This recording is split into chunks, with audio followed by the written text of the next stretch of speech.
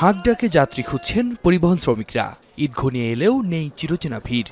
কল্যাণপুর বাসস্ট্যান্ডে শুক্রবার বাড়ি ফেরার চিত্র ছিল অনেকটাই নীরব। যে কজন যাত্রী ছিলেন তাদের বেশিরভাগই শিক্ষার্থী, আর ছোট শিশু ও পরিবার নিয়ে অনেকেই আগেভাগে রওনা হয়েছেন গ্রামের পথে। এ পর্যন্ত যে তাতে ভালোই অবস্থা, আমরা যে টিকিট পেয়েছি তাতে কোনো সমস্যা হয়নি। সন্তানকে নিয়ে যাচ্ছি তো এই জন্য একটু আগে ভাগে যাচ্ছি। আসলে দাদি নানির সাথে ঈদ করার আনন্দটাই অনেক আলাদা, তাই আমি দাদি নানির সাথে ঈদ করার জন্যই আসলে গ্রামে যাচ্ছি।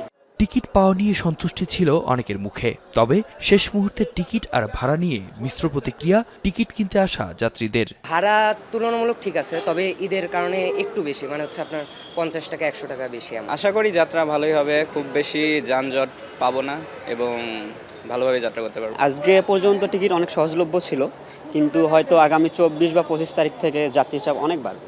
সরকারের নির্ধারিত ভাড়াতেই টিকিট বিক্রির দাবি পরিবহন সংশ্লিষ্টদের। সরকারি ছুটি না হওয়ায় এখনো যাত্রী কম বলেও জানান তারা। সরকারের যে লিস্ট দিচ্ছে, চার্জ দিচ্ছে, ওই চার্ট অনুসারে আমরা ভাড়া নিচ্ছি। যাতে কোনো চাপ নাই, গাড়ি ছাড়তে পারছি না। যাত্রী ভোগান্তি ও বিড়ম্বনা কমাতে বাস টার্মিনালগুলোতে টহল জোরদারের কথা জানিয়েছে আইন শৃঙ্খলা রক্ষাকারী বাহিনী। আতিক মেজবালগ্ন, এখন ঢাকা।